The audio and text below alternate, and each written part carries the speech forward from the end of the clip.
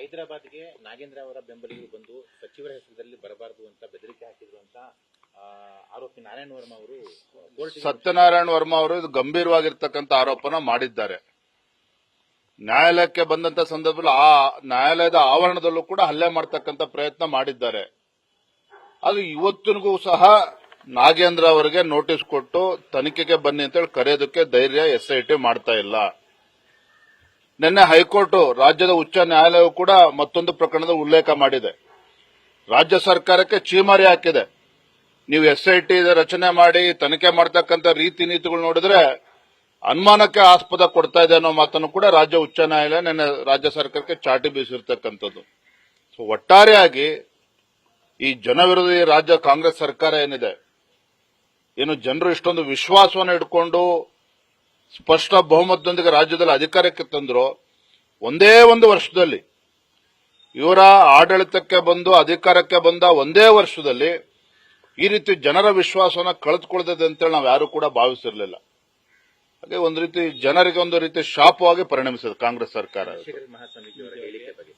ಚಂದ್ರಶೇಖರ್ ರಾಜಣ್ಣ ಅವರು ಒಂದು ಸವಾಲ್ ಆಗ್ತಾರೆ ಸರ್, ನಿಮ್ಮ ಸ್ಥಾನವನ್ನ ಬಿಟ್ಕೊಡ್ತೀರಾ ಅಂತ. ಈಗ ಸ್ವಾಮೀಜಿ ಅವರೇ ಹೇಳಿದ್ದಾರೆ, ಪೀಠವನ್ನು ಬಿಟ್ಕೊಡ್ತೀನಿ ಬನ್ನಿ ಅಂತ ರಾಜಣ್ಣ ಅವ್ರಿಗೆ ಹೇಳಿ.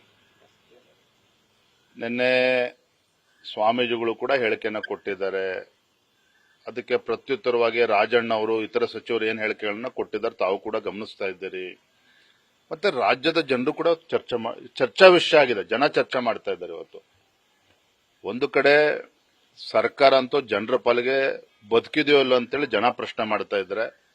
ಮತ್ತೊಂದು ಕಡೆ ಒಂದೇ ವರ್ಷದಲ್ಲಿ ಏನ್ ಬಹಳ ಲೋಕಸಭಾ ಚುನಾವಣೆ ಮುಂಚೆ ಬಹಳ ಒಗ್ಗಟ್ಟು ಪ್ರದರ್ಶನ, DK ಶಿವಕುಮಾರ್ ಸಿದ್ದರಾಮಯ್ಯ ಅವರು ತಿಂಡಿ ತಿನ್ಸಿದ್ದೇನೋ, ಇವ್ರ ಮೇಲೆ ಹೆಗ್ಲ ಮೇಲೆ ಕೈ ಹಾಕಿದ್ದೇನೋ, ಈ ನೋಡಿ ಒಬ್ರಿಗೊಬ್ರು ಬುಡ ಕುಯ್ಕೊಳ್ಳೋ ಕೆಲಸ ಇವತ್ತು ಮಾಡ್ತಾ ಇದ್ದಾರೆ.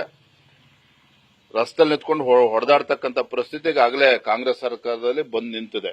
ಹಾಗಾಗಿ ಬರೋ ದಿನಗಳು ಏನೇನಾಗುತ್ತೋ ನೋಡೋಣ, ಕಾದ್ ನೋಡ ಎಲ್ಲವನ್ನು ಕೂಡ ಗಮನ. ಮೇಲೆ ಪದೇ ಪದೇ ಚನ್ನಪಟ್ಟಣಕ್ಕೆ ಹೋಗ್ತಾ ಇದ್ದಾರೆ. ಇನ್ನೊಂದ್ ಕಡೆ ನಿನ್ನೆ ರಾತ್ರಿ ಟ್ವೀಟ್ ಮಾಡಿದ್ದಾರೆ DKಶಿ ಅವರು, ನಮ್ಮ ಕುಟುಂಬದ ಯಾರು ಕೂಡ ಚನ್ನಪಟ್ಟಣದಲ್ಲಿ ಸ್ಪರ್ಧೆ ಮಾಡ್ತಾ ಇಲ್ಲ, ಇದೆಲ್ಲ ವದಂತಿ. ಕಾಂಗ್ರೆಸ್ ಪಕ್ಷದ ಯಾರು ಅಭ್ಯರ್ಥಿ ಆಗ್ತಾರೆ ಚನ್ನಪಟ್ಟಣದಲ್ಲಿ ಅಂತಕ್ಕಂಥ ನಿಮಗೆ ಮುಖ್ಯ ಅಲ್ಲ.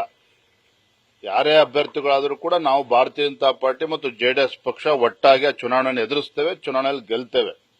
ಬೆಂಗಳೂರು ಗ್ರಾಮೀಣ ಲೋಕಸಭಾ ಕ್ಷೇತ್ರದಲ್ಲಿ ಏನು ಫಲಿತಾಂಶ ಬಂದಿದೆ ತಮಗೆ ಗೊತ್ತಿದೆ.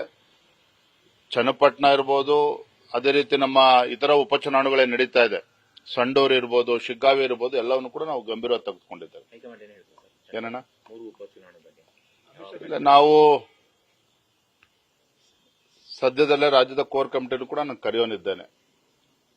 ಕೋರ್ ಕಮಿಟಿನಲ್ಲಿ ಅಭ್ಯರ್ಥಿಗಳ ಬಗ್ಗೆ ಕೂಡ ಚರ್ಚೆ ಮಾಡ್ತೇವೆ. ರಾಜ್ಯ ಸರ್ಕಾರದ ಹೋರಾಟಗಳು ಇರಬಹುದು ಮತ್ತೆ ನಮ್ಮ ಅಭ್ಯರ್ಥಿಗಳು ಯಾರು ಹಾಕಬೇಕು ಎಲ್ಲವನ್ನು ಕೂಡ ಚರ್ಚೆ ಮಾಡಿ ಮುಂದೆ ತೆಗೆದುಕೊಂಡು ಹೋಗ್ತಾ ಇದ್ದಾರೆ. ಧನ್ಯವಾದ. Thank you. ನ್ಯೂಸ್ ಫಸ್ಟ್ ನಿರ್ಭೀತಿಯಿಂದ ನಿಮ್ಮ ಪರವಾಗಿ.